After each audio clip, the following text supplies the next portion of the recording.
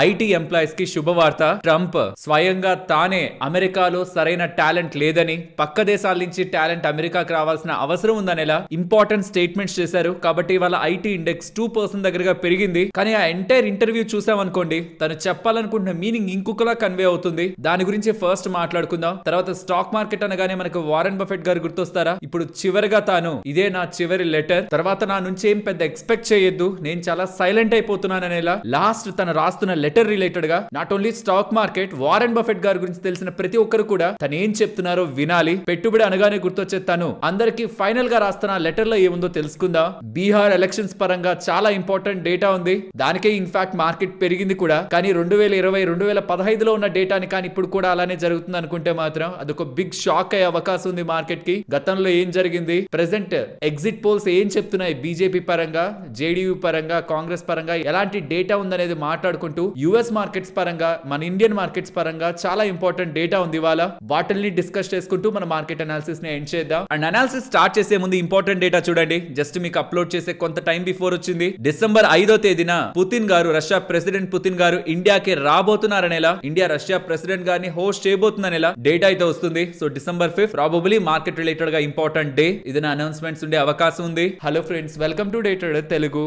Good evening. First Trump చేసిన statements. ఈ రోజైతే నేను తను మాట్లాడింది పెడతాను వీడియోలో, ఒకసారి వినండి. బికాస్ తనంతట తానే అమెరికాలో టాలెంట్ లేదు, ఇతర దేశాల నుంచి టాలెంట్ రావాలని ఫాక్స్ న్యూస్ కి ఇచ్చిన ఇంటర్వ్యూలో తను ఒప్పుకున్నారు. దానికి ముందు నేను ఎక్స్ప్లెయిన్ చేస్తాను తను ఏమన్నారు. యాంకర్ అంటారనమాట, మన దగ్గర అన్ఎంప్లాయ్మెంట్ చాలా ఎక్కువ ఉంది, జాబ్స్ అన్ని మన వాళ్ళకే రావాలి, పక్క దేశాల నుంచి ఎందుకు మనకి టాలెంట్ అంటే మనం కొన్ని ఒప్పుకోవాలి, మన దగ్గర సరైన టాలెంట్ కొన్ని విభాగాల్లో లేదు, సో వేరే దేశాల నుంచి రావడం తప్పేం కాదు అని తను చెప్పే ప్రయత్నం చేస్తారు. అది ఎలా మార్కెట్ తీసుకుంటుంది యూజువల్ గా చూస్తే, ఈ క్లిప్ వర్క్ చూస్తే ఎలా ఉంటుంది మనకి, ఇదంతా కూడా ఐటీ ఎంప్లాయీస్ ను ఉద్దేశించి, టెక్ ఎంప్లాయీస్ ను ఉద్దేశించి చెప్తున్నట్టే ఉంటుందా? బట్ ఆ ఎంటైర్ ఇంటర్వ్యూ, లాంగ్ ఇంటర్వ్యూ మొత్తం చూస్తే ఏమర్థం అవుతుందంటే తను మ్యానుఫ్యాక్చరింగ్ రిలేటెడ్ గా చెప్తున్నారు. స్పెషల్లీ సౌత్ కొరియన్ ఎగ్జాంపుల్ తీసుకొని, అక్కడ పెద్ద పెద్ద న్యూక్లియర్ రియాక్టర్స్ కానీ లేకపోతే ఈ బ్యాటరీస్ పరంగా ఎక్కువ స్కిల్ ఉన్న లేబర్ ఉంటారు. అలాంటి స్కిల్ ఉన్న వాళ్ళు మన దగ్గర లేరు. అలాంటి వాళ్ళని మనం రప్పిస్తేనే కదా మనం కూడా ఇక్కడ పెద్ద పెద్దవి బిల్డ్ చేయగలం, లేకపోతే ఎలా అని ఎలా చెప్పారు. బట్ అలానే ఐటీని అపోజ్ చేయలేదు. మేబీ దీంట్లో ఐటీ కూడా ఇన్వాల్వ్ అయ్యే ఉండొచ్చు. వేరే దేశాల నుంచి వర్కర్స్ ఇక్కడికి రావాలి, వేరే దేశాల్లో ఉన్న టాలెంట్ ఇక్కడికి రావాలి, మన దగ్గర కంప్లీట్ టాలెంట్ లేదని తను చెప్తూ ఉండడం 100% ఐటీకి అయితే కాదు. మోస్ట్లీ మెజారిటీ మ్యానుఫ్యాక్చరింగ్, స్పెషల్లీ ఈ న్యూక్లియర్ పవర్ ప్లాంట్స్ పరంగా, బ్యాటరీస్ పరంగా తను మాట్లాడుతూ ఉండొచ్చు. బట్ అందులో ఐటీ కూడా ఇంక్లూడ్ అయింది కాబట్టి దాన్ని సెపరేట్ చేసి చూడలేం. కాబట్టి మ్యానుఫ్యాక్చరింగ్ పరంగా పక్కన పెట్టండి. మన ఇండియన్ టాలెంట్ అంతా యుఎస్ మీద డిపెండ్ అయింది చాలా వరకు ఐటీ జాబ్స్ పరంగా. కాబట్టి తన వైఖరి వేరే దేశాల వాళ్ళు ఇక్కడికి రావాలి అని చెప్పి ఈ న్యూస్ ఛానల్ కి ఇస్తున్న ఇంటర్వ్యూలో తను చెప్తూ ఉండడం ఇండియన్ ఆస్పెక్ట్ లో ఐటీ కంపెనీస్ రిలేటెడ్ గా మార్కెట్ ఇవాళ పాజిటివ్ గా తీసుకుంది. బట్ ఎంటైర్ ఇంటర్వ్యూలో తన ఫోకస్ ఎక్కువగా మ్యానుఫ్యాక్చరింగ్ వైపు, న్యూక్లియర్ వైపు, న్యూక్లియర్ పవర్ ప్లాంట్స్ వైపు ఉంది. బట్ ఓవరాల్ తన టోన్ వేరే కంట్రీస్ నుంచి వస్తున్న ఎంప్లాయీస్ రిలేటెడ్ గా సాఫ్ట్ అవుతూ, ఇన్ఫాక్ట్ పాజిటివ్ గా అవుతూ, పక్కన యాంకర్ ఎందుకు మన దగ్గరే ఉంది కదా టాలెంట్ అంటే లేదు మన దగ్గర అని చెప్పే ప్రయత్నం మార్కెట్స్ ఐటీ స్టాక్స్ కి చాలా స్ట్రాంగ్ గా తీసుకున్నాయి. ఇవాళ మార్కెట్స్ పెరగడానికి ప్రధానమైన కారణం, ఈవెన్ నిన్న కూడా సెకండ్ హాఫ్ నుంచి మార్కెట్స్ అంతలా పెరగడానికి ప్రధానమైన కారణం ఖచ్చితంగా ఈ ఎగ్జిట్ పోల్సే. ఎక్కడో లీక్ అయింది నిన్నటి మార్కెట్ లోనే. ఆఫ్టర్నూన్ నుంచి మార్కెట్స్ పెరిగాయి అండ్ తర్వాత మార్కెట్స్ క్లోజ్ అయిన తర్వాత 6:30 ఆ పాయింట్ ఆఫ్ టైమ్ లో ఎగ్జిట్ పోల్స్ డేటా క్లియర్ గా ఎన్డీఏ ప్రభుత్వం, ఈ కూటమి ఉంది కదా బీజేపీ కూటమి, వేరే వాళ్ళతో కలిసి పార్టీలతో కలిసి ఎన్డీఏ ఫామ్ చేసి ఉంటుంది కదా, వాళ్ళు గెలుస్తారనేలా, అత్యధిక మెజారిటీతోనే వాళ్ళు గెలుస్తారనేలా, ఈ జేడీయూ బీజేపీ రిలేటెడ్ గా ఉంటున్న కూటమే స్ట్రాంగ్ గా ఉంటుందనేలా అప్డేట్స్ వస్తూ ఉండడం, బీజేపీకి ఇంకా ప్రజలు పాజిటివ్ గానే ఉన్నారు. సో దట్ అది మిగిలిన రాష్ట్రాల్లో కూడా అలానే రిఫ్లెక్ట్ అవుతుందని మార్కెట్ భావిస్తూ, గవర్నెన్స్ స్టెబిలిటీ ఉంటుందని మార్కెట్స్ కొంత పాజిటివ్ గా ఈ ఎగ్జిట్ పోల్స్ వచ్చిన తర్వాత గిఫ్ట్ నిఫ్టీలో కూడా అది నిన్న ఈవినింగ్ నుంచి మనకి రిఫ్లెక్ట్ అయింది. అండ్ ఎగ్జిట్ పోల్స్ రిలేటెడ్ గా మార్కెట్ ఇవాళ ఎగ్జైట్ అయింది. ఇప్పుడు మనం బానే మాట్లాడుకుంటున్నాం. కానీ 2020లో ఎగ్జిట్ పోల్స్ కంప్లీట్ గా రాంగ్ అయ్యాయి. బీహార్ ఎలక్షన్స్ పరంగా 2015లో కూడా ఎగ్జిట్ పోల్స్ రాంగ్ అయ్యాయి. ఇన్ఫాక్ట్ అంతకు ముందు నితీష్ కుమార్ గారు ఎన్డీఏతో బీజేపీతో కలిసి ఉండేవాళ్ళు. కానీ 2015 అప్పుడు మహాకూటమిని ఫామ్ చేసి ఎన్డీఏ నుంచి పక్కకు వెళ్ళిపోయి, బీజేపీ నుంచి పక్కకు వెళ్ళిపోయి సపరేట్ గా మిగిలిన పార్టీలతో కలిసి స్ట్రాంగ్ మెజారిటీతో సీఎం అయిపోయారు. దాని తర్వాత మళ్ళీ వాళ్ళ సైడ్ నుంచి పక్కకు వచ్చి ఎన్డీఏతో కలిశారు. ఆ పాయింట్ లో కూడా ఎన్డీఏనే గెలుస్తుంది, నితీష్ కుమార్ గారు అండ్ ఇతర పార్టీలు కలిసిన కూటమి కాదనేలా ఎగ్జిట్ పోల్స్ చెప్పాయి. కానీ అప్పుడు ఎన్డీఏ గెలవలేదు, నితీష్ కుమార్ గారు అండ్ ఇతర పార్టీలు కలిసి ఉంటున్న కూటమి గెలిచింది. 2020లో కూడా ఆర్జేడీ వాళ్ళు గెలుస్తారన్నారు, కానీ అప్పుడు కూడా ఎన్డీఏ వాళ్ళు గెలిచారు. సో 2 సార్లు 2015 2020లో ఎగ్జిట్ పోల్స్ కంప్లీట్ గా రాంగ్ అయ్యాయి. ఇప్పుడు అవుతాయని కాదు, బట్ వాటి ట్రాక్ రికార్డ్ అంత స్ట్రాంగ్ గా ఒక 80-90% అక్యురసీతో కూడా ఉండదన్నది మనం గుర్తుంచుకోవాలి. సో అలా 2015 2020లో జరిగినట్టే ఈసారి కూడా ఎగ్జిట్ పోల్స్ ఫలితాలు రాంగ్ అయితే నిఫ్టీ 5 to 7% దగ్గరగా క్రాష్ అవుతుందని ఇన్క్రెడ్ ఈక్విటీస్ వాళ్ళైతే చెప్తున్నారు. రాంగ్ అయితే 5 to 7% క్రాష్ నేనైతే ఎక్స్పెక్ట్ చేయట్లేదు. ఎందుకంటే నిజంగా అలా జరుగుతుందంటే 5 నుంచి 7% పెరిగిందా మార్కెట్ ఇప్పుడు క్రాష్ అవడానికి in the maximum case 2 to 3% impact ఉండొచ్చేమో, అంతకు మించి ఉండే అవకాశం లేదు. But in the worst case 5 to 7% దగ్గరగా బీహార్ ఎలక్షన్స్ కానీ ఇప్పుడు చెప్తున్న ఎగ్జిట్ పోల్స్ ఫలితాలకి ఆపోజిట్ గా వస్తే ఇంతలా ఉంటుందని ఇలా ఇన్క్రెడ్ వాళ్ళైతే చెప్తున్నారు. బట్ పర్సనల్ గా నేను చెప్పాలనుకుంటున్న ఇంపార్టెంట్ ది నేను రీసెంట్ గా కూడా చెప్పాను, బట్ ఇంకొకసారి గుర్తు చేస్తున్నాను. ఇవాళ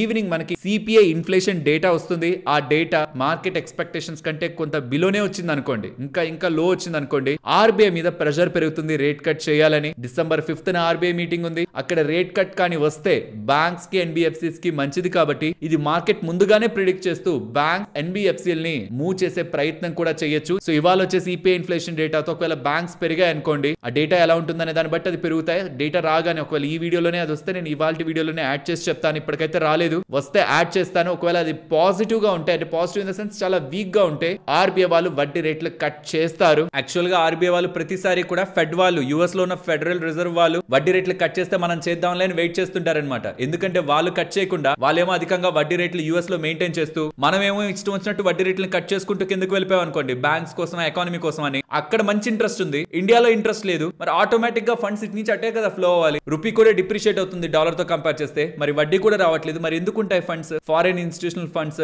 ఎక్కడైతే వడ్డీ ఎక్కువ ఉంటుందో అక్కడికే మూవ్ అయ్యే ప్రయత్నం జరుగుతుంది. కాబట్టి యూజువల్ గా గ్రోయింగ్ ఎకానమీస్ కానీ ఎమర్జింగ్ మార్కెట్స్ కానీ వడ్డీ రేట్లు డెవలప్డ్ మార్కెట్స్ కంటే కొంత ఎక్కువ ఆఫర్ చేస్తుంటాయి. అసలు అక్కడ వడ్డీ రేట్లే మనకు ఉండవు. అలాంటిది అక్కడ మంచి వడ్డీ రేట్లు ఉండి మన దగ్గర వడ్డీ రేట్లు లేవనుకోండి, ఇష్టం వచ్చినట్టు కట్ చేసాం అనుకోండి, అది మంచిది కాదు. కాబట్టి ఆర్బీఐ వాళ్ళు అక్కడ ఫెడ్ వాళ్ళు వడ్డీ రేట్లు కట్ చేయట్లేదు కదా అని స్కోప్ ఉన్నా సరే మన వాళ్ళు ఎక్కువ కట్ చేయట్లేదు. కానీ ఈసారి ఫెడ్ మీటింగ్ ఎప్పుడు 9th 10th అనమాట. December 9th మనకి 10th నైట్ అప్డేట్ వస్తుంది. కానీ ఈ లోపే మనకి ఆర్బీఐ మీటింగ్ ఉంది December 5th. చూడాలి మరి ఎలాంటి స్టాండ్ తీసుకుంటారని. ఒకవేళ వాళ్ళు వడ్డీ రేట్లు కట్ చేయకపోయిన ఆర్బీఐ వాళ్ళు ఖచ్చితంగా ఒక స్ట్రాంగ్ పాజిటివ్ కామెంట్ తోనే దాన్ని ఎండ్ చేస్తారు. నెక్స్ట్ కమింగ్ టైమ్స్ లో వడ్డీ రేట్లు ఉంటాయి, కట్ ఉంటాయి అనేలా ఏదో ఒక మాట చెప్పి ఎండ్ చేస్తారు. కాబట్టి that will be the big news for the specially for the banks and NBFCs. ఇది మార్కెట్ లో మీకు డైరెక్ట్ గా కనిపించేది ఈవెంట్ గా, బట్ అండర్లైన్ గా ఉంటున్న ఈవెంట్ ని ఈ రెండు డేటా పాయింట్స్ తో మీరు కనెక్ట్ చేస్తే అర్థం చేసుకోవచ్చు. బట్ మార్కెట్ రిలేటెడ్ గా మన వాళ్ళందరికీ కూడా ఒక చిన్న ఇంపార్టెంట్ ఒక రెడ్ సైన్ లా చెప్పాలనుకుంటున్నది అయితే ఒకటి గుర్తుంచుకోండి, మన ఇండియా పరంగా చాలా మంచి పాజిటివ్స్ అయితే బిల్డ్ అయ్యాయి. ఈ ఎలక్షన్స్ ది పక్కన పెట్టేసేయండి, అదేం పెద్ద స్ట్రక్చరల్ పాజిటివ్ కాదు. బట్ యుఎస్ ఇండియా రిలేటెడ్ గా ట్రేడ్ డీల్ పరంగా రీసెంట్ గా వస్తున్న అప్డేట్స్ ఏంటి? మన ఇండియా వాళ్ళు క్లియర్ గా చెప్తున్నారు, మేము మాట్లాడాల్సినంతా మాట్లాడేసాం, చెప్పాల్సినంతా కూడా చెప్పేసాం, ఇంకా యుఎస్ రెస్పాన్స్ కోసం వెయిట్ చేస్తున్నాం అని చెప్పారు. ప్యారల్ గా ఇండియా తీసుకున్న స్టెప్స్ ఏంటి? రష్యన్ ఆయిల్ కొండాన్ని తగ్గించాం, యుఎస్ ఆయిల్ కొండాన్ని డబుల్ చేసాం. ఇంకేం చేయాలి? అడిషనల్ 25% టారిఫ్ తీసేయాలి. బట్ ఇంకా వాళ్ళు కామ్ గా ఉన్నారు. ట్రంప్ రీసెంట్ టైమ్స్ లో ఒక మాట అయితే అన్నారు, కమింగ్ టైమ్స్ లో ట్రేడ్ డీల్ అయితే అయిపోతుందని. బట్ ఫుల్ ట్రేడ్ డీల్ కాదు, అదొక sort of different trade deal అంటున్నారు. అది ఏదో ఒకటి మొత్తానికి ఒకటి అనౌన్స్మెంట్ అఫీషియల్ గా వస్తే ఒక అడుగైనా ముందుకు వెళ్తున్నట్టే కదా. ఇప్పటి వరకు జస్ట్ ప్రెస్ కాన్ఫరెన్స్ లో, ప్రెస్ మీటింగ్స్ లో డిస్కషన్స్ లా మిగిలిపోయింది. కానీ ఇండియా యుఎస్ రిలేటెడ్ గా ట్రేడ్ డిస్కషన్స్ ఎక్కడ కూడా ఒక్క అఫీషియల్ స్టేట్మెంట్ కూడా యుఎస్ సైడ్ నుంచి రాలేదు. సో అది కమింగ్ టైమ్స్ లో రావడం ఇండియా రిలేటెడ్ గా ఒక బిగ్ పాజిటివ్. దానికి మార్కెట్స్ పాజిటివ్ గానే రియాక్ట్ అవుతాయి. ఇన్ఫాక్ట్ పాజిటివ్ కి మనం ప్రిపేర్డ్ గా ఉండాల్సిన అవసరం లేదు. నేను ఇక్కడ మిమ్మల్ని ఒక నెగిటివ్ కి ప్రిపేర్ చేద్దాం అనుకుంటున్నాను. యుఎస్ రిలేటెడ్ గా టెక్ స్టాక్స్ లో బబుల్ పెరిగి, టెక్ స్టాక్స్ అంటే ఏఐ స్టాక్స్ అండి, ఇది ఐటీ స్టాక్స్ కాదు. అంటే ఈ గూగుల్ కానీ, ఫేస్బుక్ కానీ, లేకపోతే మైక్రోసాఫ్ట్ కానీ, అమెజాన్ కానీ, యాపిల్ కానీ, వీటి గురించి కాదు ప్రాబ్లం అంతా. అక్కడ ఉన్న ఏఐ స్టాక్స్ రిలేటెడ్ గా స్ట్రాంగ్ బబుల్ ఉంటుందనేలా చాలా మంది ఎక్స్పర్ట్స్ తో సహా ప్రతి ఒక్కరు స్టేట్మెంట్స్ చేస్తున్నారు. అండ్ దానికి ఆజ్యం పోస్తూ రీసెంట్ గా సాఫ్ట్ బ్యాంక్ వాళ్ళు, రీసెంట్ అంటే జస్ట్ లాస్ట్ 24 hours లో సాఫ్ట్ బ్యాంక్ వాళ్ళు వాళ్ళ దగ్గర ఉంటున్న ఎంటైర్ వాటాను అమ్మేశారు. ఎన్విడియా పరంగా ఉంటున్న వాటా అలా అమ్మేసరికి సాఫ్ట్ బ్యాంక్ షేర్ 10% పడిపోయింది. అమ్మా ఎన్విడియా షేర్లు అన్ని అమ్మేశారు, ఇంకా ఎన్విడియా పెరుగుతుంటే సాఫ్ట్ బ్యాంక్ ఏంటి లాభం? అసలు అంత మంచిగా పెరిగే కంపెనీని ఎందుకు అమ్మేశారని ఇన్వెస్టర్స్ సాఫ్ట్ బ్యాంక్ ని పనిష్ చేశారు. అండ్ సాఫ్ట్ బ్యాంక్ వాళ్ళు ఇప్పటి వరకు అంత పెద్ద వాటాని మెయింటైన్ చేసిన వాళ్ళు ఇంతలా ఎందుకు అమ్మేస్తున్నారు ఎన్విడియాలో? ఎందుకు అంత సడన్ గా అమ్మేశారు వాటానని ఎన్విడియా షేర్లు పడ్డాయి. సో అమ్మేసినందుకు సాఫ్ట్ బ్యాంక్ షేర్లు 10% పడ్డాయి, ఎన్విడియా షేర్లు పడ్డాయి. సాఫ్ట్ బ్యాంక్ వాళ్ళు ఏం చెప్తున్నారంటే, జపాన్ కి సంబంధించిన బ్యాంక్ వాళ్ళు ఏం చెప్తున్నారంటే, మేము ఎన్విడియాలో అమ్మేసి ఓపెన్ ఐలో డబ్బులు పెట్టాలనుకుంటున్నాం అని చెప్తున్నారు. మరి పెడతారో లేదో మనకు తెలియదు. బట్ ఇఫ్ ఇన్ కేస్ వాళ్ళకి ఓవర్ వాల్యుయేషన్ అనిపించి ఇప్పుడు ప్రెసెంట్ కంఫర్ట్ లేదనుకుని ఎన్విడియాలో అమ్మేస్తుంటే, మిగిలిన వాళ్ళందరూ కూడా అనుకుంటున్నది యుఎస్ కి సంబంధించి ఏఐ బబుల్ కానీ బర్స్ట్ అవుతుంది అనుకుంటే ఆ ఒక ఇంపాక్ట్ టెంపరీగా మన మార్కెట్స్ మీద ఉంటుంది. ఒకవేళ అలా జరిగితే, అలా జరగకపోతే నథింగ్. మన రిలేటెడ్ గా ఉన్న పాజిటివ్స్ అన్ని స్లోగా గ్రాడ్యువల్ గా మన మార్కెట్స్ లో ప్లే అయిపోతాయి. ఇప్పుడు మార్కెట్స్ ఆల్ టైమ్ హై దగ్గరే కదా ఉంది, పడిపోయలేదు కదా. ఇన్ఫాక్ట్ ఇవాళ కూడా స్ట్రాంగ్ గా పాజిటివ్ గా ఉంది. బట్ ఇది ఒక్కటి మైండ్ లో ప్రిపేర్డ్ గా ఉంచుకోండి, ఏఐ బబుల్ కానీ అక్కడ బర్స్ట్ అయితే మన మార్కెట్స్ టెంపరీగా పడతాయి. అప్పుడు మనం చేయగలిగేది ఏంటి? డబ్బులుంటే కొనుక్కోవడం, తీసుకోవడం లేకపోతే వెయిట్ చేస్తే అక్కడ ఏఐ బబుల్ రిలేటెడ్ గా కొంత స్టెబిలిటీ రాగానే నెక్స్ట్ డబ్బులు ఫ్లో అయ్యేది ఇండియాలోకి. హెచ్ఎస్బిసి వాళ్ళ రిపోర్ట్ కూడా రీసెంట్ గా చెప్పాను. సో ఒకవేళ ఏఐ బబుల్ వచ్చినా ఫస్ట్ లో మనకి నెగిటివ్ ఇంపాక్ట్, బట్ దాని తర్వాత ఇండియాకి పాజిటివ్ ఇంపాక్ట్. ఒకవేళ ఏఐ బబుల్ రాలేదు, ఒకవేళ గ్రాడ్యువల్ గా పెరుగుతుంది, as foreign out flows India నుంచి పెరిగే అవకాశం ఉంది, బట్ స్టిల్ రీసెంట్ టైమ్స్ లోనే ఎంత వెళ్ళాలో అంత మాక్సిమం మాగ్నిట్యూడ్ తో బయటకు వెళ్తున్నాయి. కాబట్టి ఆన్ ఫర్దర్ కమింగ్ టైమ్స్ ఈ పాజిటివ్స్ ఒక టైంలో అయినా ప్లే అయ్యి మన మార్కెట్ స్టెబిలైజ్ అవడం పెరిగే అవకాశం ఉంటుంది. రెండు వేస్ లోనూ మార్కెట్ పెరుగుతుంది. ఏఐ బబుల్ వస్తే కొంత లేట్ గా పెరుగుతుంది, ఏఐ బబుల్ ఏం లేకపోతే గ్రాడ్యువల్ గా మార్కెట్స్ అయితే ఇక్కడ నుంచి పికప్ అవుతాయి. కాబట్టి మార్కెట్ నుంచి ఎగ్జిట్ అయిపోవాలనే మెంటాలిటీ కంటే బబుల్ ఉన్నప్పుడు మార్కెట్ పడుతుంది, అప్పుడు నేను స్టేబుల్ గా ఉండాలన్న మైండ్ సెట్ మనం క్రియేట్ చేసుకోవాలి. అండ్ మన మార్కెట్స్ విషయానికి వస్తే అగైన్ సైకలాజికల్ లెవెల్స్ దగ్గరికి మార్కెట్ వస్తుంది. 26,000 మార్క్ దగ్గరికి లాస్ట్ టైం కూడా అంతే 26,140 130 ఆ లెవెల్స్ దగ్గరికి వచ్చి డౌన్ సైడ్ కి అయితే మూవ్ అయింది. ఇప్పుడు ఆ లెవెల్స్ ని బ్రేక్ చేసి 27th సెప్టెంబర్ 2024 మార్కెట్ వెళ్ళిన హై 26,277 మార్క్ ని కూడా క్రాస్ చేసి గ్రౌండ్ ఆఫ్ నెంబర్ చూద్దాం 26,300 అబోవ్ కూడా మార్కెట్ క్లోజ్ అవ్వగలుగుతుంటే దెన్ ఈ రీసెంట్ టైమ్స్ లో ఉంటున్న ఎంటైర్ కన్సాలిడేషన్ పెరగడం పడడం అది బ్రేక్ చేసి మార్కెట్ ఒక డైరెక్షన్ తీసుకోబోతున్న ఒక క్లారిటీ మనకు వస్తుంది. సో ఇంపార్టెంట్ లెవెల్స్ దగ్గరికి వస్తున్నా, పాజిటివ్ ఆస్పెక్ట్స్ ఉన్నాయి మార్కెట్ లో, స్ట్రాంగ్ గా రిఫ్లెక్ట్ అవ్వాల్సినవి యూఎస్ ఇండియా రిలేటెడ్ గా టెన్షన్స్ అన్ని రిజాల్వ్ అయ్యేలానే కనిపిస్తున్నాయి. ఎలక్షన్స్ రిలేటెడ్ గాను ఫ్లేవర్ మార్కెట్ కి పాజిటివ్ గానే వెళ్ళింది. ఎఫ్ఐస్ ఒక షార్ట్స్ కూడా సిగ్నిఫికెంట్ గా 87% ఉన్నాయి. అన్ని కాంబినేషన్ లో చూడడానికి బానే ఉన్నాయి. ఓవర్ నైట్ ట్రంప్ రిలేటెడ్ ఎటువంటి వర్స్ థింగ్స్ జరగకపోతుంటే వాల్యుయేషన్స్ కూడా టూ మచ్ ఎక్స్పెన్సివ్ జోన్ లోకి వెళ్ళలేదు. కాబట్టి on combining this all aspects market related గా పాజిటివ్ హోప్ నైతే మనం ఉంచొచ్చు.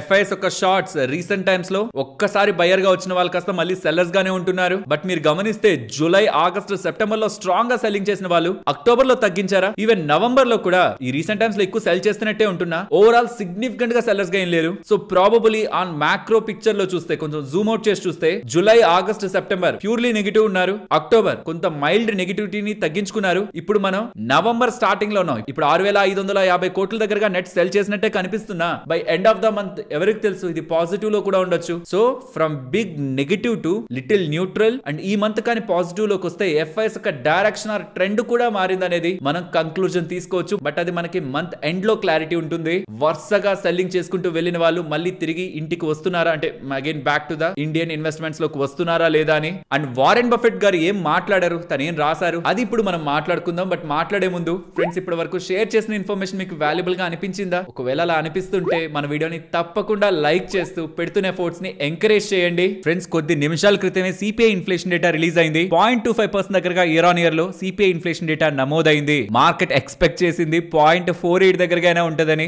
నేను రీసెంట్ వీడియోలో కూడా 0.48% ఉంటదనేలా రాయిచర్స్ వాళ్ళు చెప్తున్నారని చెప్పాను. కానీ వచ్చిన డేటా 0.25%. ఆర్బీఐ వాళ్ళు వడ్డీ రేట్లు కట్ చేయడానికి సాలిడ్ ప్రెషర్ ఉంటుంది. ఫెడ్ వాళ్ళు కట్ చేయకుండా మనం కట్ చేస్తే మంచిది కాదనుకొని వెయిట్ చేయాల్సిందే. కానీ ఈ సిపిఐ ఇన్ఫ్లేషన్ డేటాతో ఆర్బీఐ వాళ్ళు వడ్డీ రేట్లు కట్ చేయాలి. లాస్ట్ 12 ఇయర్స్ లో ఫస్ట్ టైం 1% బిలో మనం చూస్తున్నాం. సరే ఇది ఫుడ్ అండ్ ఫ్యూయల్ రిలేటెడ్ గా అది తీసేసి కోర్ ఇన్ఫ్లేషన్ చూద్దామా అంటే అది కూడా 2.1% కి ఈజ్ అయింది. సో ఇలాంటి టైంలో ఆర్బీఐ వాళ్ళు యాక్చువల్లీ వడ్డీ రేట్లు కట్ చేసి మార్కెట్ ని బూస్ట్ చేస్తుంటారు. ఇఫ్ ఇన్ కేస్ అది జరిగితే బ్యాంక్ ఫైనాన్షియల్ ఇన్స్టిట్యూషన్స్ కి చాలా మంచిది. లోన్స్ తీసుకున్న వాళ్ళకు కూడా వాళ్ళ వడ్డీ రేట్లు తగ్గుతాయి, ఈఎంఐల భారం తగ్గుతుంది. Let's see December 5th RBI వాళ్ళు ఏం డెసిషన్ తీసుకుంటారని. ఇది తనకు సంబంధించిన కంప్లీట్ 8 పేజ్ డాక్యుమెంట్. ఈ లింక్ కూడా మీకు డిస్క్రిప్షన్ లో ఇస్తాను. ఇందులో తనేం మార్కెట్ స్ట్రాటజీ గురించి స్టాక్ మార్కెట్ గురించి మాట్లాడలేదు. తను తన పదవి నుంచి తప్పుకుంటున్నారని, సిఇఓ బాధ్యతల నుంచి పక్కకు వెళ్తున్నారని, గ్రెగ్ ఎబుల్ అంటే తను ఒక మంచి మేనేజర్ అని, తను ఈ సిఇఓ బాధ్యతలను తీసుకుంటారు, కంపెనీని ముందుకు నడుపుతారని చెప్తూ మార్కెట్ గురించి కాదు తను మాట్లాడింది. హ్యూమిలిటీ గురించి, కైండ్నెస్ గురించి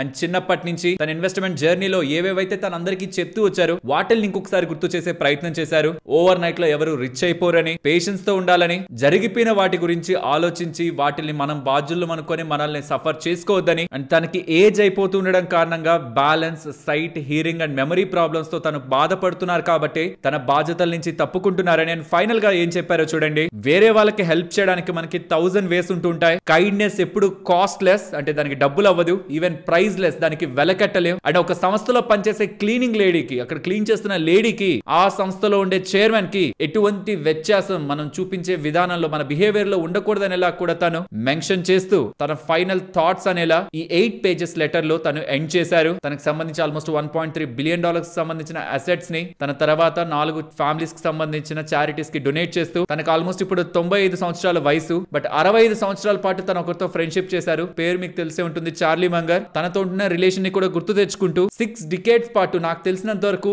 ఇంత లాంగ్ రన్ లో మార్కెట్ మార్కెట్ లో ట్రాప్స్ లో పడిపోకుండా, అంటే ఇవని అవని ఫ్యాన్సీ థింగ్స్ కి వెళ్లకుండా బోరింగ్ థింగ్స్ లో తనకి ఏది అర్థం అవుతుందో దాంట్లోనే డబ్బులు పెడుతూ ఈవెన్ మిస్టేక్స్ కూడా తను చేశారు.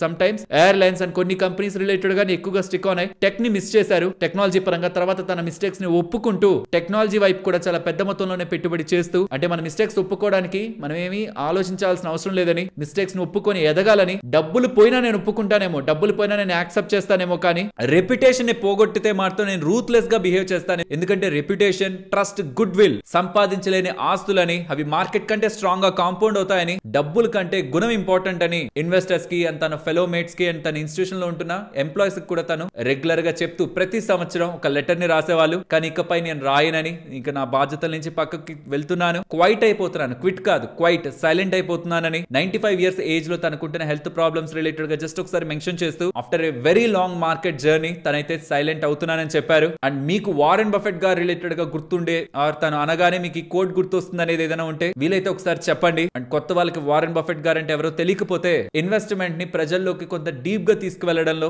తన పాత్ర చాలా స్ట్రాంగ్. అండ్ దీని రిలేటెడ్ గా తన లైఫ్ రిలేటెడ్ గా ఆల్రెడీ ఒక డెడికేటెడ్ వీడియో కూడా చేశాను, ఎలా తన అంచెలంచెలుగా ఎదిగారని. అది కూడా డిస్క్రిప్షన్ కామెంట్ సెక్షన్ లో ఇస్తున్నాను. ఎవరైనా కంప్లీట్ గా తెలుసుకోవాలనుకుంటున్న వాళ్ళు ఆ వీడియోని చెక్ చేయొచ్చు. అండ్ ఫ్రెండ్స్, ఇప్పుడు షేర్ చేసిన డేటా మీకు ఇంట్రెస్టింగ్ గానే అనిపించిందా? అనిపిస్తే మన వీడియోని తప్పకుండా లైక్ చేయండి. నెక్స్ట్ ఇవాళ లిస్ట్ అయిన కంపెనీస్ గురించి మాట్లాడాలి. ఫస్ట్ గ్రో, ₹100 IPO 114 రూపీస్ దగ్గరగా లిస్ట్ అయింది. అక్కడి నుంచి కొంత పడినట్లు పడి ₹130 దగ్గరగా సుమారుగా 30% దగ్గరగా లిస్టింగ్ డే లాభాల్ని ఇన్వెస్టర్స్ కి ఇచ్చింది. అండ్ ఇప్పుడు చాలా మందికి డౌట్ ఉంటుంది, ఇంత పెరిగిన తర్వాత స్టాక్ ని కొనొచ్చా అని. వన్ థింగ్ ఈజ్ ష్యూర్, ఇండియాలో క్యాపిటల్ మార్కెట్స్ స్ట్రాంగ్ గానే పెరుగుతాయి. కానీ బ్రోకింగ్ పరంగా, దట్టు FNO పరంగా ఎవరైతే డబ్బులు సంపాదించాలనుకునే బ్రోకర్స్ ఉంటుంటారో వాళ్ళకి రీసెంట్ గా సెబీ రిలేటెడ్ గా కానీ, ఫైనాన్స్ మినిస్ట్రీ దగ్గర నుంచి కానీ మల్టిపుల్ టైమ్స్ నెగిటివ్ థింగ్స్ అయితే తగిలాయి. అవి రీసెంట్ టైమ్స్ లో సార్ట్ అవుట్ అవుతున్నట్టు కనిపిస్తుంది. ఇన్ఫాక్ట్ అదే BSE లోను, ఎక్స్చేంజెస్ లోను, రీసెంట్ గా బ్రోకింగ్ కంపెనీస్ లోను కనిపించిందా. ఇవాళ స్టాక్ పెరగడానికి కూడా రీసెంట్ 1-2 డేస్ బ్యాక్ నుంచి వస్తున్న అప్డేట్స్ కూడా స్టాక్ ని ఇలా పెంచాయి. ఇఫ్ ఇన్ కేస్ ఇదే పాజిటివ్ ట్రెండే కొనసాగుతుంది అనుకుంటే గ్రో ఇక్కడి నుంచి కూడా బాగా పెరిగే అవకాశమే ఉంటుంది. కానీ రీసెంట్ టైమ్స్ లో అకౌంట్ ఓపెనింగ్ సిగ్నిఫికెంట్ గానే తగ్గుతున్నాయని, రీసెంట్ టైమ్స్ లో ఈ అక్టోబర్ పాయింట్ ఆఫ్ టైమ్ లో కూడా, లాస్ట్ మంత్ లో కూడా మనకి మల్టిపుల్ డేటా పాయింట్స్ కనిపించాయి. 40% ఫాల్ ఇన్ డిమాట్ అకౌంట్స్ అని, new demat account opening sharply lower అని. ఇంతలా సిగ్నిఫికెంట్ గా డిమాట్ అకౌంట్ ఎడిషన్స్ ఫాలో అవుతుంటే గతంలో మనకి ఏదైతే గ్రోత్ కనిపించిందో అది ఆ కమింగ్ టైమ్స్ లో కనిపించకపోయే అవకాశం ఉంది. సో ఇక్కడ కంక్లూజన్ తీసుకుందాం. మరి ఇక్కడ డిమాట్ అకౌంట్స్ పెరగడం లేకపోతే వీళ్ళకి బిజినెస్ పెరగడం జరగదా అంటే, మార్కెట్ బేర్ మార్కెట్ లోకి వెళ్ళకూడదు. అలా వెళ్తే కొత్తగా వచ్చే వాళ్ళు తగ్గుతారు, ఎగ్జిస్టింగ్ ఉన్న వాళ్ళు కూడా యాక్టివ్ గా ఉండరు. దాంతో ఈ బ్రోకర్స్ కి బిగ్ ఇంపాక్ట్ ఉంటుంది. కానీ గ్రో వాళ్ళు స్మార్ట్ గా వేరొక బిజినెస్ లో కూడా ఎంటర్ అయ్యి అక్కడ కూడా బిజినెస్ ని ఎక్స్పాండ్ చేయాలనుకుంటున్నారు. కాబట్టి ప్రాబబుల్లీ రెవెన్యూని డైవర్సిఫై చేసే అవకాశం ఉంది. బట్ కోర్ బిజినెస్ ఇదే కాబట్టి బేర్ మార్కెట్ లోకి వెళ్ళిన FNO రిలేటెడ్ గా ఇంపాక్ట్ రెగ్యులేటర్స్ తీసుకున్నా కొనాలనుకుంటున్న వాళ్ళు, ఇప్పుడు కొనాలనుకుంటున్న వాళ్ళు రిస్క్ లోకి వెళ్తారు. వీటిని కొనడానికి కరెక్ట్ టైం ఏంటంటే, మార్కెట్ టూ మచ్ సఫర్ అవుతున్నప్పుడు, వీక్ గా ఉన్నప్పుడు, ఈ డిమాట్ అకౌంట్స్ ఇంకా ఇలా పడిపోతున్నాయి అన్నాయి మార్కెట్ లో ఎప్పుడైతే పానిక్నెస్ క్రియేట్ అవుతుందో ద బెస్ట్ ప్రైస్ కి అవి మనకి దొరుకుతాయి. పేషెన్స్ గా ఉండి వెయిట్ చేయగలను అనుకుంటున్న వాళ్ళు అలాంటి సిచ్యువేషన్స్ లో CDS ని కానీ, BSE ని కానీ, బ్రోకింగ్ కంపెనీస్ ని కానీ అక్యుములేట్ చేయడానికి బెస్ట్ టైం గా మనం చూడొచ్చు. బట్ ఒకవేళ మార్కెట్ బులిష్ గా ఉంటుంది, నెక్స్ట్ కమింగ్ టైమ్స్ లో స్ట్రాంగ్ గా పెరుగుతుంది, దాంతో కొత్తగా డిమాట్ అకౌంట్లు ఓపెన్ చేసి మార్కెట్ లోకి వస్తారు అనుకుంటే మాత్రం గ్రో ఇక్కడ నుంచి కూడా మంచి లాభాలను ఇస్తుంది. అదేంటి ఆ సైకాలజీ ఏంటి, మార్కెట్ పెరిగితే ఇన్వెస్టర్స్ రావడం ఏంటంటే, మీకు స్క్రీన్ ముందు ఒక వీడియో పెడుతున్నాను చూడండి. అక్టోబర్ 15th ఎప్పుడైతే గోల్డ్ బాగా పెరిగిందో అప్పుడు బారులు తీశారనమాట బంగారాన్ని కొనడానికి. అదే దాని బయట బంగారం కొంత పడేసరికి ఎవ్వరూ లేరు బయట కొనడానికి. ఇక్కడ అర్థం చేసుకోవాల్సిన లాజిక్ ఒకటే, ఇక్కడ బంగారం కొనాలనుకుని కాదు వాళ్ళు వెళ్ళింది, పెరిగిపోతున్న యుఫోరియాని క్యాచ్ చేయాలని. ఇలానే మార్కెట్ లో కూడా మార్కెట్స్ బాగా పెరుగుతున్నప్పుడు చాలా మంది డిమాట్ అకౌంట్లు ఓపెన్ చేసుకొని ఇన్వెస్ట్మెంట్ చేద్దాం అనుకుంటుంటారు. కానీ బాగా పడిపోతుంటే ఆసక్తి చూపించరు. కాబట్టి ఇలా పెద్ద మొత్తంలో ఇన్వెస్టర్స్ రావాలంటే, డిమాట్ అకౌంట్స్ ఓపెన్ అయ్యి వీళ్ళకి లాభాలు రావాలంటే మార్కెట్ కూడా మంచిగా పెరగాలి.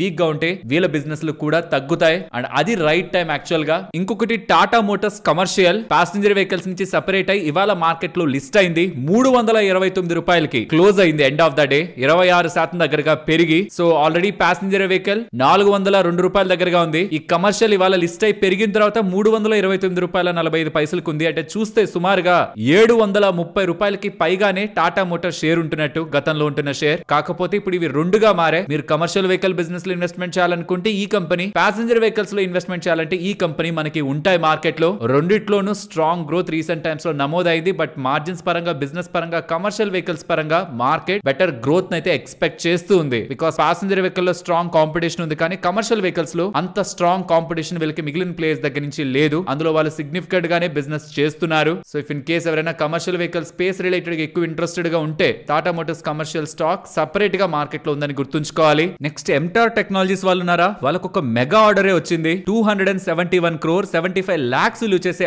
ఆర్డర్ గ్లోబల్ కస్టమర్ దగ్గర నుంచి లభించిందని, ఎగ్జిస్టింగ్ క్లయింట్ ఇంటర్నేషనల్ క్లయింట్ దగ్గర నుంచే వచ్చిందని, రెగ్యులర్ బిజినెస్ అని కాన్ఫిడెన్షియాలిటీ క్లాస్ కారణంగా మేము చెప్పలేకపోతున్నామని మెన్షన్ చేస్తూ ఇది Q2 FY27 అంటే ఆన్ గోయింగ్ ఫైనాన్షియల్ ఇయర్ కాదు, ఆ next financial year second quarter లో ఇది కంప్లీట్ చేసుకుంటారనేలా, ఈ ఆర్డర్ ని ఎగ్జిక్యూట్ చేస్తారనేలా అప్డేట్ చేస్తున్నారు. అండ్ ఇండియాకి సంబంధించిన డైరెక్ట్ ట్యాక్స్ కలెక్షన్ డేటా అయితే అప్డేట్ అవుతుంది. 12,92,000 కోట్ల దగ్గరగా ట్యాక్స్ ని కలెక్ట్ చేశారని యాజ్ ఆఫ్ 10th November. ఇది డైరెక్ట్ ట్యాక్స్ కలెక్షన్, ఇది ఇయర్ ఆన్ ఇయర్ లో చూస్తే 7% దగ్గరగా పెరిగిందని, corporate and individual tax segments లో స్ట్రాంగ్ అనే ఇన్కమ్ ట్యాక్స్ ని ఫైల్ చేశారనేలా అప్డేట్స్ కనిపిస్తున్నాయి. అండ్ అదానీ వాళ్ళు రైట్స్ ఇష్యూతో మన ముందుకైతే వస్తున్నారు. 24,930 కోట్లకి దగ్గరగా డబ్బుల్ని మార్కెట్స్ నుంచి రైజ్ చేయడానికి 1,800 రూపాయల పర్ షేర్ లెక్కన రైట్స్ ని ఇవ్వబోతున్నారని. మార్కెట్స్ నుంచి రైజ్ చేయడం అంటే అందరి దగ్గర నుంచి రైజ్ చేయడమా కాదు, రైట్స్ ఇష్యూ ఎప్పుడు కూడా షేర్ హోల్డర్స్ దగ్గర నుంచే రైజ్ అవుతుంది. కాబట్టి 2,485 రూపాయలు, సుమారుగా 2,500 రూపాయల దగ్గరగా ఉంటున్న షేర్ ని 28% డిస్కౌంట్ పెట్టి 1,800 లెక్కన షేర్ హోల్డర్స్ కి ఇస్తూ మాకు డబ్బులు ఇవ్వండి అని షేర్ హోల్డర్స్ అడుగుతున్నారు. మరి అయితే అందరూ షేర్ హోల్డర్స్ ఇష్టం వచ్చినంత కొనుక్కునేస్తారు కదా, 1,800 రూపాయలు కొనుక్కునేసి 2,500 అమ్మేస్తే పెద్ద మొత్తంలో లాభం కదా. అంటే అందుకే ఎవరెవరి దగ్గర అయితే 25 షేర్లు ఉంటాయో వాళ్ళకి 3 షేర్లు మాత్రమే కొనుక్కునే అవకాశం ఇస్తారు. 25 షేర్స్, ఈచ్ 25 షేర్స్ కి 3 షేర్స్ మాత్రమే కొనగలరు ఈ 1,800 రూపాయల లెక్కన. సరే నాకున్న అదానీ షేర్స్ నేను కొనను, 1,800 రూపీస్ లెక్కన కూడా నేను కొనను అనుకుంటే దెన్ అది తప్పు చేస్తున్నట్టు.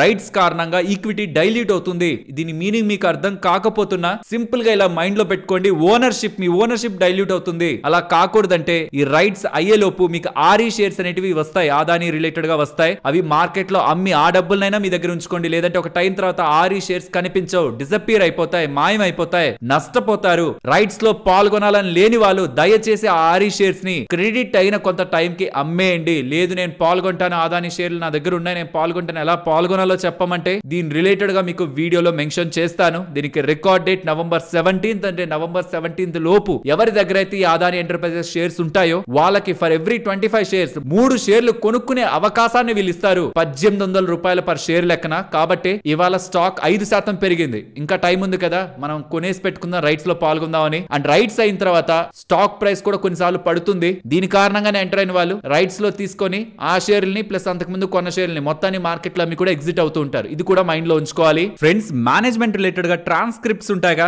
దాన్ని మీరు చదువుతున్నారు అనుకోండి, ఇలాంటి ఇంట్రెస్టింగ్ డేటాస్ మనకు అప్పుడప్పుడు కనిపిస్తూ ఉంటాయి. ఇండియా షెల్టర్ హోమ్ లోన్స్ ఇచ్చే వాళ్ళు ఉంటారు కదా, ఇండియా షెల్టర్ కంపెనీ కూడా మార్కెట్ లో లిస్ట్ అయింటుంది కదా, వాళ్ళు ఒక ఇంపార్టెంట్ డేటాని షేర్ చేశారు. అటు పక్కన్న వ్యక్తి సిద్ధార్థ్ చంద్రశేఖర్ అనే అతను అడిగారనమాట, మీ దగ్గర ఇల్లు తీసుకొని డబ్బులు కట్టకపోతే, హోమ్ లోన్ తీసుకొని డబ్బులు కట్టలేకపోతే ఏం చేస్తారు అంటే, సర్ఫాసీ యాక్ట్ ఉంది కదా, అంటే ఇల్లుని వేలం వేసి డబ్బులు తీసుకోమనే యాక్ట్ ఉంది కదా, ఆ యాక్ట్ ని వాడుతామని. కానీ ఫ్రాంక్ గా చెప్పాలంటే 100లో 85% దగ్గరగా, 100 కేసెస్ లో 85 కేసెస్ దగ్గరగా వాళ్ళ ఇల్లుని వేలం వేయించుకోవడానికి ఎవరు ఇష్టపడరని, అలా వేలం వేస్తామనగానే ఫ్రెండ్స్ కో ఫ్యామిలీస్ కో ఎవరికొకరికి చెప్పి డబ్బుల్ని తీసి కట్టేస్తారని, ఆర్ సెటిల్మెంట్స్ కి వస్తారని. బికాస్ 85% దగ్గరగా ప్రజలు ఆ ఇంటికి బాగా అటాచ్ అయ్యి దాని వేలానికి వెళ్ళనివ్వరని చెప్పారు. ఒకవేళ మిగిలిన 15% ఆర్ 100లో 15 కేసులు డబ్బులు కట్టలేకపోతే సెటిల్మెంట్ కి వస్తారని, డిస్కషన్స్ లోకి వస్తారని. అది మాకు ఫేవరబుల్ గా ఉంటే సెటిల్మెంట్ కి వెళ్తామని, లేకపోతే ఫేవరబుల్ గా లేదు, వేలం వేస్తేనే ఎక్కువ వస్తుంది అనుకుంటే మేము వేలం వేస్తామని. చాలా రేర్ కేసెస్ లోనే వేలం వేయడం అనేది కొన్ని ఫ్యామిలీ డిస్ప్యూట్స్ కారణంగా ఆగుతుందని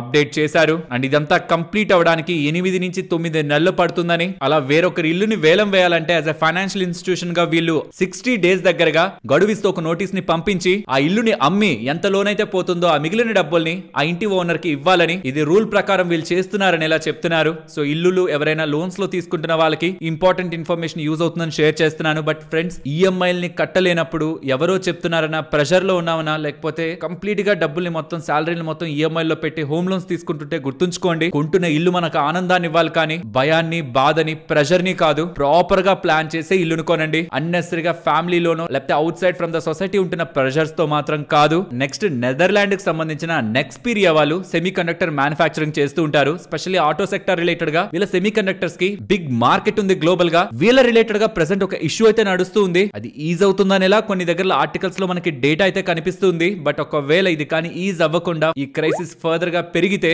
ఆటో సెక్టార్ రిలేటెడ్ గా ఇది మంచిదైతే కాదు. కొద్ది మంత్స్ కి ఓకే, బట్ ఆన్ లేటర్ ఇది ఇంపాక్ట్ ని చూపిస్తుంది. ఇది జస్ట్ మనం అనుకోవడమే కాదు, ప్రికాల్ వాళ్ళు ఉన్నారా వాళ్ళు కూడా సేమ్ అదే డేటానే మెన్షన్ చేస్తున్నారు. ఈ క్రైసిస్ అలాగే కొనసాగితే ఎంటైర్ ఆటో ఇండస్ట్రీ ఇంపాక్ట్ అవుతుందని. ఆ ట్రాన్స్క్రిప్ట్ మేనేజ్మెంట్ మాట్లాడిన మాటల్లో ఉంటున్న ఇంపార్టెంట్ డేటాని కూడా మీకు స్క్రీన్ ముందు ఉంచుతున్నాను. ఎస్, ఇష్యూ అయితే కొంత రిజాల్వ్ అయింది రీసెంట్ గా చైనా రిలేటెడ్ గా ఉంటున్న ఎగ్జామ్షన్స్ తో. బట్ ఒకవేళ ఇది కానీ ఫర్దర్ గా కమింగ్ టైమ్స్ లో ఎప్పుడైనా పెరుగుతుంది అనుకోండి, ఆటో సెక్టార్ లో ఇన్వెస్ట్మెంట్స్ రిలేటెడ్ గా పాజిటివ్ గా చూస్తున్న వాళ్ళకి చెప్తున్నాను. కమింగ్ టైమ్స్ లో ఎప్పుడైనా ఇది మళ్ళీ తెర మీదకి వస్తుంది, నెక్స్ట్ పీరియడ్ క్రైసిస్ మళ్ళీ ఉంటుందంటే చైనా రిలేటెడ్ ఏదైనా సర్టెన్ పాలసీ చేంజెస్ తో దెన్ ఇంపాక్ట్ అయ్యే సెక్టార్ ఆటో సెక్టార్ అనేది గుర్తుంచుకోవాలి. ఈ మధ్య కాలంలో ఎప్పుడు ఈ ఒక క్రైసిస్ గురించి మనం ఎక్కువ స్ట్రెస్ చేయలేదు, బట్ ఒకటి ఉంది, కమింగ్ టైమ్స్ లో అలా జరుగుతుంటే ఇది ఇంపాక్ట్ అవుతుందని ఒక క్లారిటీ ఉంటుందని ఇప్పుడు మాట్లాడుతున్నాను. లేటెస్ట్ గా ఉంటున్న డేటా ప్రకారం, ఫ్యూ అవర్స్ బ్యాక్ ఉంటున్న డేటా ప్రకారం రీస్టార్ట్ జరుగుతున్నాయి చిప్ షిప్మెంట్స్ ఫ్రమ్ చైనా అని. టెన్షన్స్ ఈజ్ అయ్యాయని. యూరోప్ రిలేటెడ్ గా కొన్ని టెన్షన్స్ ఉన్నాయి, కానీ చైనా నుంచి ఉంటున్న ఇష్యూ అయితే సార్ట్ అవుట్ అయిందని ఇలా కనిపిస్తుంది, which is very important for auto sector.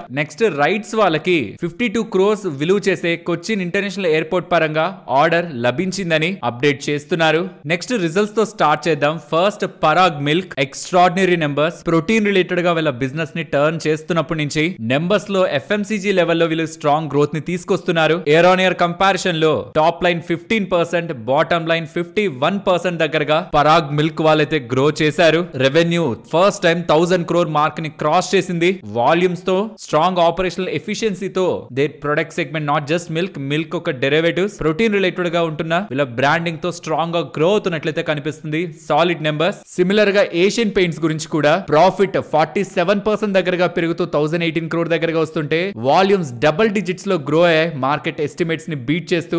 Recent గా బిర్లా ఓపస్ పెయింట్స్ CEO బయటకు వెళ్తున్నారు అనేసరికి స్ట్రాంగ్ గా ఈ స్టాక్ పెరిగింది. అప్పుడే మార్కెట్ కొంత సెన్స్ చేసింది, ఏదో సంథింగ్ బిజినెస్ రిలేటెడ్ గా వాళ్ళకంటే బెటర్ గా వేరే వాళ్ళు చేస్తున్నారా, ఆర్ వాళ్ళ స్టీమ్ కొంచెం వీక్ అవుతుందన్న తనైతే ఎగ్జిట్ అయ్యారు. అప్పుడు స్టాక్ పెరిగింది. ఇప్పుడు దాని తర్వాత నెంబర్స్ లో కూడా solid performance in terms of volumes and profitability తీసుకొస్తూ ఉండడం గుడ్ జంప్ ఇవాళ ఏషియన్ పెయింట్స్ లో కనిపించింది. నెక్స్ట్, జాగిల్ ప్రీపెయిడ్ ఓషన్స్ వాళ్ళ నెంబర్స్ ని పోస్ట్ చేశారు. రెవెన్యూ 42% జంప్ అయింది, ప్రాఫిట్ 79% జంప్ అయింది, and profit after tax margin కూడా 160 basis points ఇంప్రూవ్ అయ్యింది. మేనేజ్మెంట్ ఏదైతే గతంలో చెప్తూ వచ్చారో దాన్ని క్లియర్ గా ఎగ్జిక్యూట్ చేశారు. Highest ever quarterly and half yearly performance across all metrics వీళ్ళు డెలివర్ చేస్తున్నారు. Overall strong set of numbers. Next, Belrise వాళ్ళ నెంబర్స్ ని చూసారంటే ఓవరాల్ మెయిన్ రెవెన్యూస్ ఇంప్రూవ్ అవుతున్నాయి, ట్రేడింగ్ రెవెన్యూస్ డిక్రీజ్ అయ్యి, 4-wheeler అండ్ కమర్షియల్ రెవెన్యూస్ అనేవి 50% దగ్గర గ్రో అవుతూ, మార్జిన్ ఇంప్రూవ్ అవుతూ, డెట్ రెడ్యూస్ అవుతూ, రెవెన్యూస్ ఇయర్ ఆన్ ఇయర్ లో 14% గ్రో అయ్యి, ప్రాఫిట్ 81% దగ్గరగా గ్రో చేశారు. Overall good set of numbers. Next, ఈ వర్కింగ్ స్పేస్ ని అలాట్ చేస్తూ మనీని ఎర్న్ చేసే ఆఫీస్ వాళ్ళు వాళ్ళ నెంబర్స్ ని పోస్ట్ చేశారు. రెవెన్యూస్ 26%, మార్జిన్ ఎక్స్పాన్షన్, ప్రాఫిట్ వీళ్ళు ఇవన్నీ పోస్ట్ చేస్తున్నా రీసెంట్ టైమ్స్ లో మార్కెట్ వీళ్ళ రిలేటెడ్ గా వస్తున్న ఆర్డర్స్ కానివ్వండి, వీళ్ళు చేస్తున్న అప్డేట్స్ తో ఏదైతే నెంబర్స్ ని ఎక్స్పెక్ట్ చేసిందో, గ్రోత్ ఏదైతే ఎక్స్పెక్ట్ చేసిందో ఆ ఎక్స్పెక్టేషన్స్ కంటే బిలో నెంబర్స్ ఉన్నాయి. ఒక్కసారి ఇది గమనించండి. 46% అరౌండ్ గ్రోత్ ని చూపిస్తూ వచ్చిన వాళ్ళు లాస్ట్ క్వార్టర్ లో కొంత తగ్గింది, 29-30 దగ్గరకు వచ్చారు. ఇప్పుడు దానికంటే ఫర్దర్ గా తగ్గారు. బట్ రీసెంట్ టైమ్స్ లో వాళ్ళ లొకేషన్ రిలేటెడ్ గా పాజిటివ్ అప్డేట్స్ చేస్తున్నా నెంబర్స్ లో అది రిఫ్లెక్ట్ అవ్వలేదు. ప్రాఫిటబిలిటీ స్ట్రాంగ్ గానే ఇంప్రూవ్ అయింది, బట్ స్టిల్ గ్రోత్ రిలేటెడ్ గా వీక్ డేటాని టాప్ లైన్ లో పోస్ట్ చేస్తుండడమే స్టాక్ పడ్డానికి ప్రధానమైన కారణం. నెంబర్స్ వర్స్ట్ కాదు, ట్రెండ్ లో ఎలాంటి సినారియో ఉందో దానికంటే కొంత తక్కువ ఇంపాక్ట్ తో ఆఫీస్ లో కూడా కనిపిస్తున్నట్టు. మార్కెట్ ఎక్స్పెక్టేషన్స్ గతంలో ఉంటున్న గ్రోత్ ఇప్పుడు కూడా కంటిన్యూ అవుతుంది అనుకున్న ఎక్స్పెక్టేషన్స్ ని వీళ్ళు రీచ్ అవ్వలేదు. అండ్ ఇక్కడ నుంచి కొంత టైం బ్యాక్ ఆశిష్ కచోలియా గారు కూడా తన వాటాని 4.77 నుంచి ఇదే కంపెనీలో జీరో చేశారు. బికాస్ ఇదే స్పేస్ లోకి ఇతర కంపెనీస్ లైక్ వీవర్క్ అనే కంపెనీ కూడా ఉందా, సో ఇతర కొత్త ప్లేయర్స్ రావడం కారణంగా ప్రాబబులీ అది ఈ కంపెనీ కంటే తక్కువ PE అండ్ ఎక్కువ ROE ROC లో కనిపిస్తూ ఉండడం కూడా ఈ స్పేస్ నుంచి తను ఎగ్జిట్ అయ్యారు. అండ్ ప్యారల్ గా టైంలో గోల్డ్మెన్ సాక్స్ వాళ్ళు వాటాని కొన్నారు. And present results market expectations కి బిలో ఉన్నాయి. So what ever Ashish Kacholia గారు థింక్ చేసి డెసిషన్ తీసుకున్నారో అది పోర్ట్ఫోలియో లెవెల్లో తను స్మార్ట్ గా ప్లే చేసినట్టు. ఇది ఎందుకు చెప్తున్నానంటే కొత్త వాళ్ళు ఎంటర్ అవుతున్నారని ముందుగానే మనం గ్రహించి ప్రెసెంట్ ఎగ్జిస్టింగ్ ఉంటున్న గ్రోత్ మేనేజ్ అవ్వదేమో, ప్రెసెంట్ ఉన్న PE ఆర్ వాల్యుయేషన్స్ ఎక్స్పెన్సివ్ కాబట్టి ట్రాప్ అయ్యే అవకాశం ఉంది, ఆర్ మన ఇన్వెస్ట్మెంట్ వాల్యూ డిక్రీజ్ అయ్యే అవకాశం ఉందన్నప్పుడు స్లోగా చాలా క్వార్టర్స్ బిఫోర్ నుంచి మనం చేసే స్టెప్ క్యాపిటల్ అప్రిషియేట్ చేయడం పక్కన పెడితే టెంపరీగా లాక్ అయిపోకుండా కంపెనీలో బిజినెస్ లో చాలా టైం పాటు లాక్ అయిపోకుండా మనకి అడ్వాంటేజ్ అయితే ఇస్తుంది. బట్ అన్ని కేసుల్లో ఇలా కాదు, తను తీసుకునే స్టెప్స్ రాంగ్ అయ్యి అవి మల్టీ బ్యాగర్స్ అయిన సందర్భాలు ఉన్నాయి. ఇస్ ఎన్ ఎగ్జాంపుల్ మీకు చెప్పాలని చెప్తున్నాను. ఎవ్వరు 100% దేన్ని కూడా టైం చేయలేరు. బట్ బిగ్ ఇన్వెస్టర్స్ ఎలా ముందు నుంచి ప్లాన్ చేసి స్మార్ట్ ఎగ్జిట్స్ తీసుకుంటుంటారు అన్న దానికి ఇది ఒక one of the example. I think ఛానల్లో చాలా టైం బ్యాక్ ఉంటున్న వాళ్ళకి గ్లోబల్ స్పిరిట్స్ నేమ్ గుర్తుంటుంటుంది. చాలా టైం పాటు కన్సాలిడేషన్ లోకి వెళ్ళిపోయింది. పెద్దగా ఏం మూవ్ లేదు అండ్ పెద్దగా డేటా కూడా ఏం లేదు. బట్ ఇప్పుడు నెంబర్స్ పోస్ట్ అవుతున్నాయి. వీళ్ళు నెంబర్స్ తో పాటు FY29 రిలేటెడ్ గా విజన్ ని కూడా షేర్ చేస్తున్నారు. Interesting data. ఇది ఎగ్జాక్ట్ గా ఎగ్జిక్యూట్ అయితే మాత్రం ప్రీమియమైజేషన్ ట్రెండ్ ని వీళ్ళు క్యాప్చర్ చేస్తున్నట్టు అనుకోవాలి, which is good for the company. But coming to వాళ్ళ నెంబర్స్, ఇయర్ ఆన్ ఇయర్ లో జస్ట్ 4% పెరిగాయి. కానీ margins last year same time లో 5% ఉన్నాయి, ఇప్పుడు 9% రావడం కారణంగా ప్రాఫిట్ ఏకంగా 1400% దగ్గరగా పెరిగింది. ఇయర్ ఆన్ ఇయర్ లో క్వార్టర్ ఆన్ క్వార్టర్ లో 26% పెరిగింది. స్ట్రాంగ్ సెట్ ఆఫ్ నెంబర్స్ వీళ్ళు ఇప్పుడు డెలివర్ చేస్తున్నారు. బట్ అది కాదు, వాళ్ళ ఎంటైర్ ప్రెజెంటేషన్ లో FY29 రిలేటెడ్ గా విజన్ ని వీళ్ళు షేర్ చేస్తున్నారా? ఇఫ్ ఇది ఎగ్జిక్యూట్ అవుతుంటే ఇది big thing, not just numbers. Market close Tata టాటా స్టీల్ నెంబర్స్ వచ్చాయి, బాగున్నాయి. రెవెన్యూస్ ఇయర్ ఆన్ ఇయర్ లో 9% పెరిగినా మార్జిన్స్ ఎలివేట్ అవ్వడం కారణంగా స్ట్రాంగ్ ప్రాఫిట్స్ 272% దగ్గరగా ఇయర్ ఆన్ ఇయర్ లో గ్రోత్ తీసుకొచ్చారు. ఈవెన్ క్వార్టర్ ఆన్ క్వార్టర్ లో కూడా 49% దగ్గరగా ప్రాఫిట్ లో గ్రోత్ కనిపిస్తుంది. ఒక ఎక్సెప్షనల్ ఐటమ్ యాడ్ అయింది, బట్ స్టిల్ దాన్ని తీసి చూసినా సరే ఇయర్ ఆన్ ఇయర్ లో 116% దగ్గరగా profit growth and quarter on quarter లో 45% దగ్గరగా ప్రాఫిట్ గ్రోత్ కనిపిస్తుంది. Overall good set of numbers from Tata steel. Similar గా డేటా ప్యాటర్న్స్ నుంచి కూడా మంచి నెంబర్స్ కనిపిస్తున్నాయి. రెవెన్యూ 313 crore దగ్గరగా రిపోర్ట్ చేశారు, 238% ఇయర్ ఆన్ ఇయర్ లో గ్రోత్ అండ్ ప్రాఫిట్స్ 62% దగ్గరగా గ్రో చేశారు. ఓవరాల్ డేటా ప్యాటర్న్ నెంబర్స్ కూడా బాగున్నాయి. సరే మరి నేను ఉండనా, మరొక ఇంట్రెస్టింగ్ వీడియోతో మళ్ళీ మీ ముందుకు వస్తాను. అంతవరకు టేక్ కేర్, జై హింద్.